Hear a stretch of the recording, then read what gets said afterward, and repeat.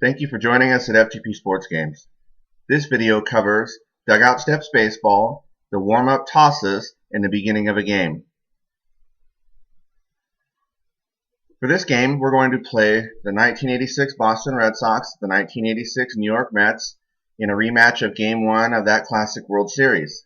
I'm using ball score to keep track of the scoring of the game, and I've already loaded the lineups for the for the Red Sox and the Mets, and just flip back and forth. You can see that both lineups are ready to go, and they're both loaded up.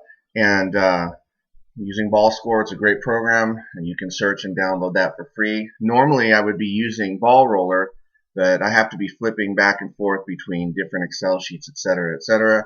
And Ball Roller automatically, anytime you click it, it brings you back to the Ball Score program, which is pretty much inconvenient for being able to stay on a specific window and analyzing what's going on there. So instead, and I have it laid out this way, this is the Boston Red Sox lineup. Instead, I have a roll device here and random numbers set up that would do the exact same thing as the ball roller. So I have it set up for the Red Sox and the Mets as well. And then I have aligned across the bottom here, I have the different charts that we'll be flipping back and forth and having a look at throughout the process of the game. So again, we're using Ball Score and using a random number generator here, and I've got the lineups all set to go. So pretty excited to have a look at a rematch of Game 1, which was a 1-0. Hardly, I think there were 9 total hits in the game. It was a 1-0 affair, so maybe we'll have some more action than that. But anyways, we're going to replay this one, and we'll start with the pitcher warm-up tosses. The first thing we're going to do is execute the warm-up pitches for Ron Darling, as the game is in Shea Stadium and the Red Sox are going to be up first. So Ron Darling's going to take the mound for the Mets. You can see on his card here that he started 34 games for the Mets, went 15-6 with a 2.81 ERA.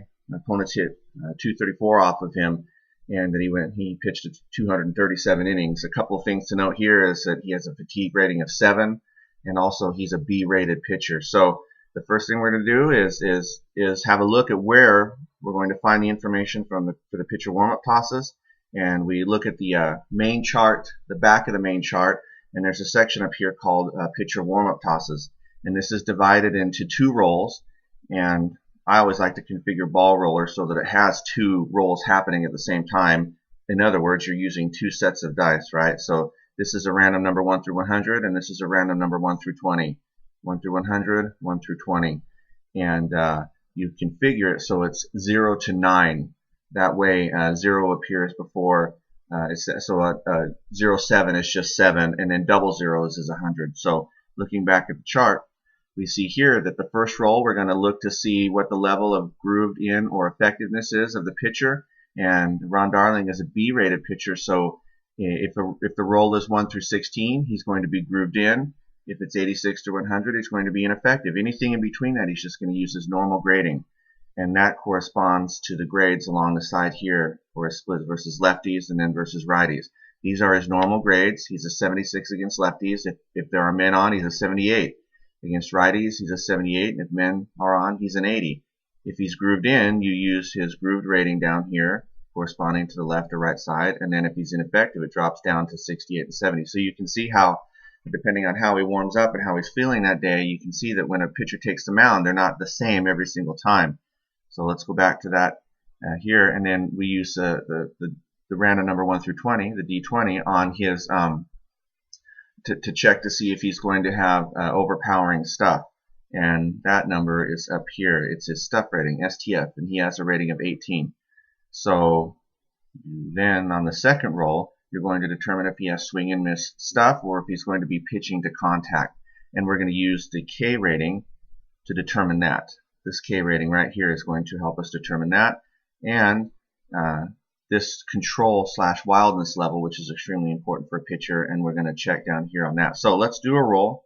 Roll to see what the numbers are going to be. All right, so we have 68 and 8, and then 88 and 6. So let's take the first one. The top number, 68 and 8.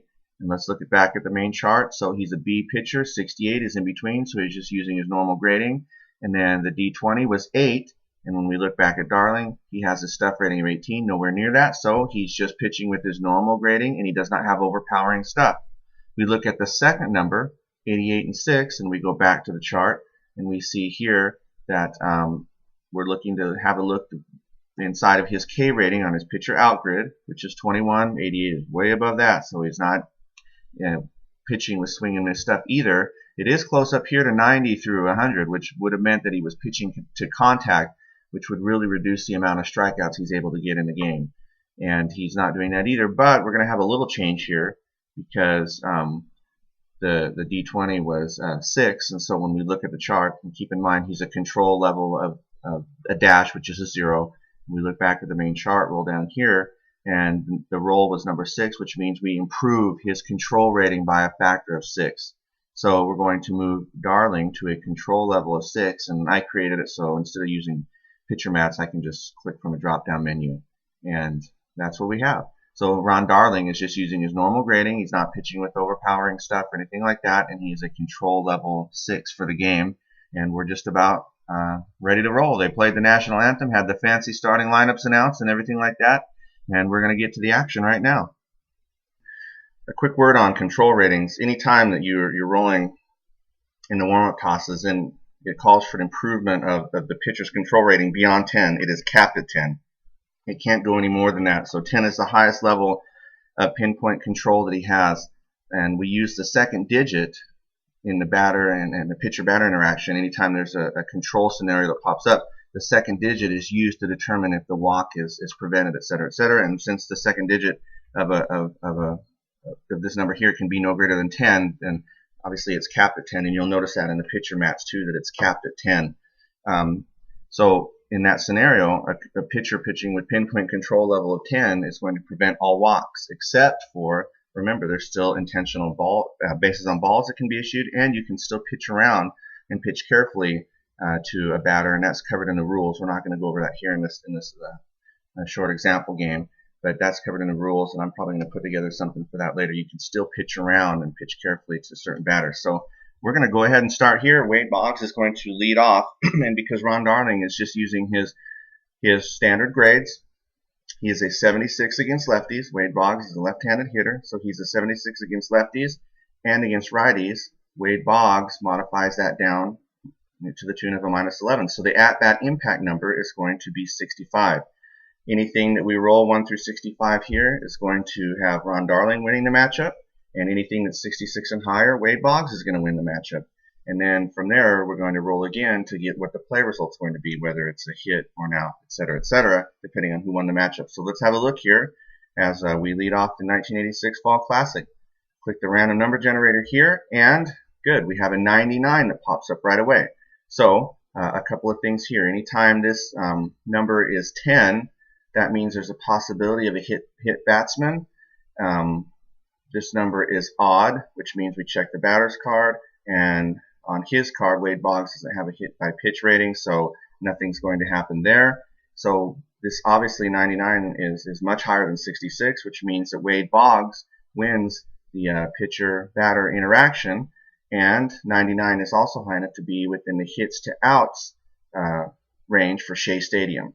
So that means that Wade Boggs wins. We're going to roll on his card to determine what kind of hit he gets. 10 is nowhere near his walk rating of 18 or anything like that, and we're going to have a range check hit to out scenario. So when we look at the second number, right, this number is the play result roll, and so 78 is greater than 76, but equal to or less than 97, which means it is a single, S for single, directed towards right field with a ball location number of 4. So let's go to the ball location result board for the right side of everything to right field, and we see here that a single directed to right field with a ball location number of 4 means that the second baseman has a chance to get over and get that in the hole. So the second baseman has a chance with a range rating of 4. These are normally the range ratings, but anytime on hits there's a chance for an infielder to make a play, they're over here, and the range rating is listed next to the infield position. So Wade Boggs wins the matchup. He's going to get a potential single to right field, but the second baseman, and Tim Tuffle is starting this game for the Mets, he has a chance to to take away that hit. He has a fielder rating of 2. So let's go to the main chart, and down here in the range check section we have a hits to outs.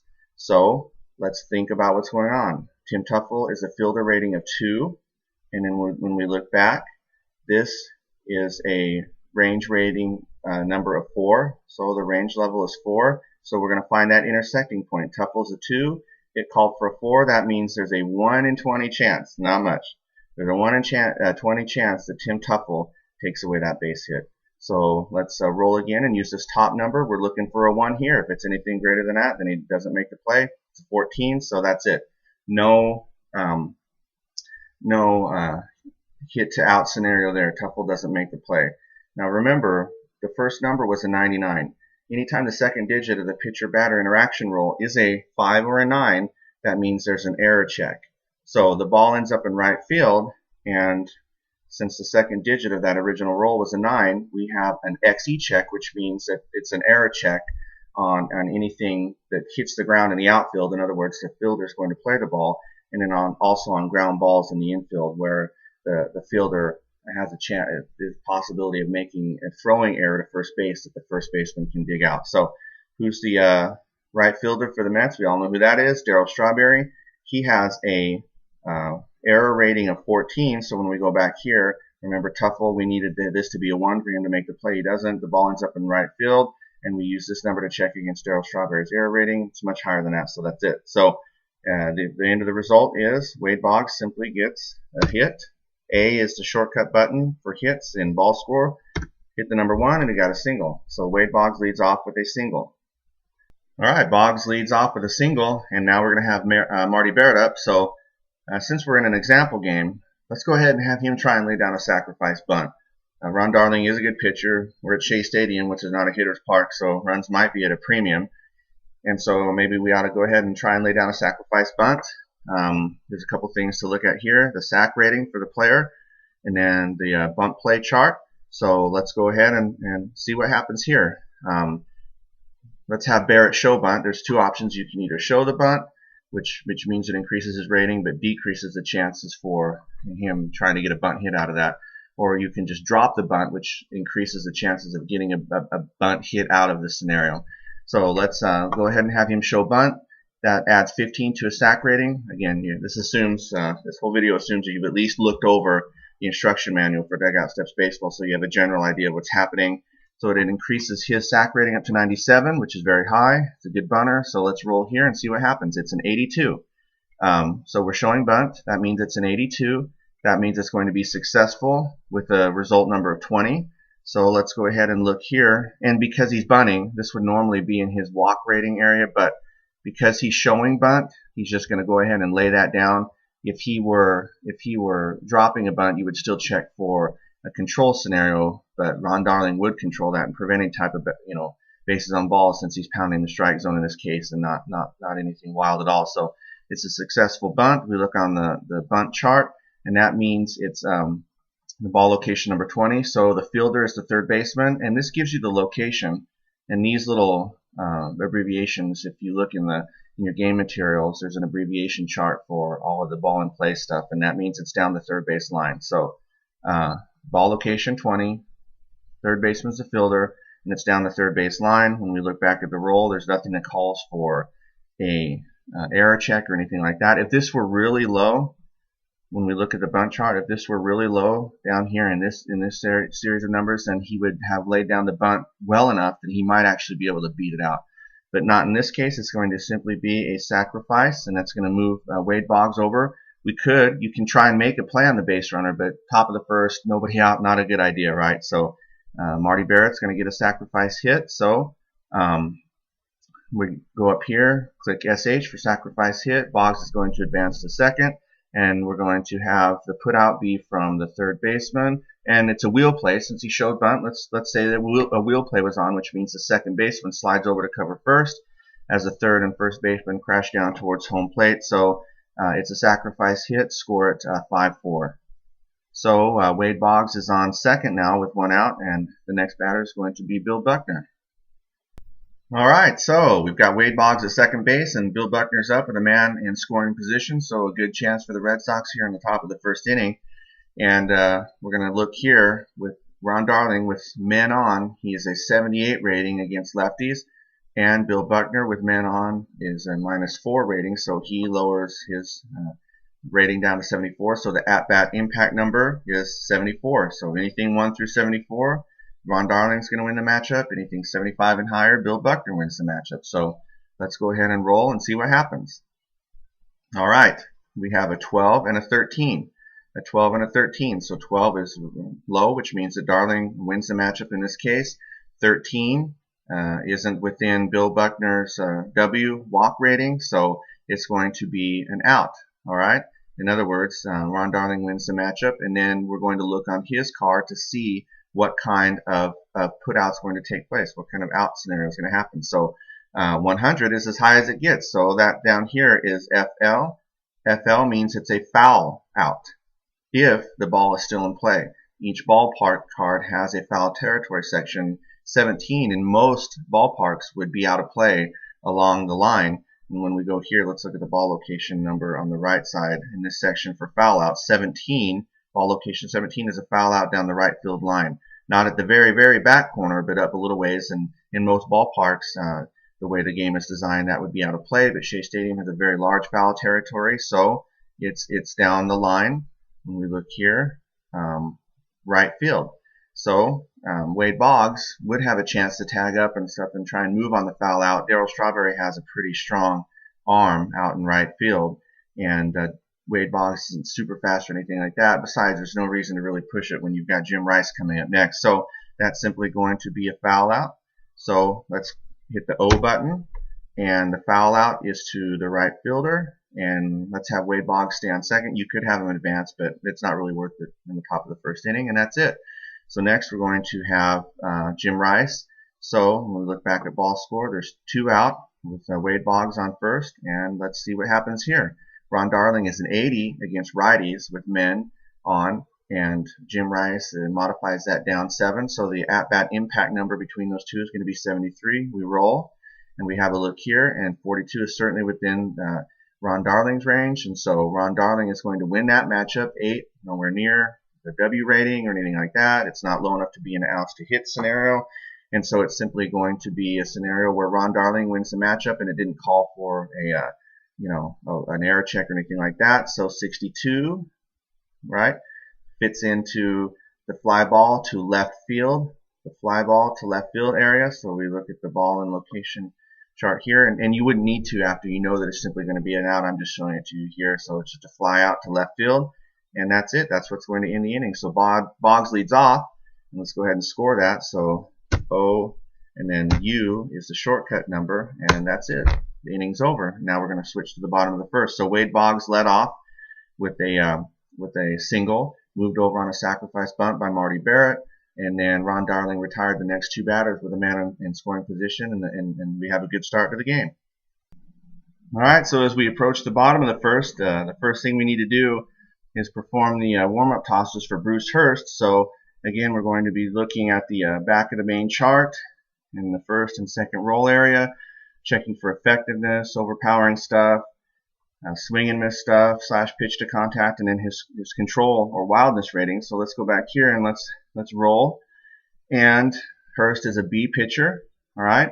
So the first roll is 84 and 1. When we look at the back of the main chart, 84 is up close. He had a chance to be ineffective, but not. So he's just going to be in his normal grades. And then for overpowering stuff, Hurst has a rating of 16. He was a good strikeout pitcher that year, but 1 is much lower than that, so nothing there. And then on the second roll, remember, we're using this number to have a look at his K rating, which is 25, and 86 is way above that. But now we've got something going on here with the D20, which is an 8. And when we look at the chart, we see that that it improves his control rating by a factor of 8, and so when we look back, he is already a control of -1, so it improves it by 8 down to a 9, so he's pitching with pinpoint control, which is good for the manager. All right, so he's using his normal grades, and he's got pinpoint control. So Mookie Wilson's going to lead off against Bruce Hurst. Wilson is a switch hitter, so that means that we're going to use the righty grades for Bruce Hurst, and since nobody's on, we're going to use 73. And against lefties, Wilson modifies that down by a factor of 7, -7. So the at-bat impact number between these two on this occasion is a 66. And we're going to roll to see what happens.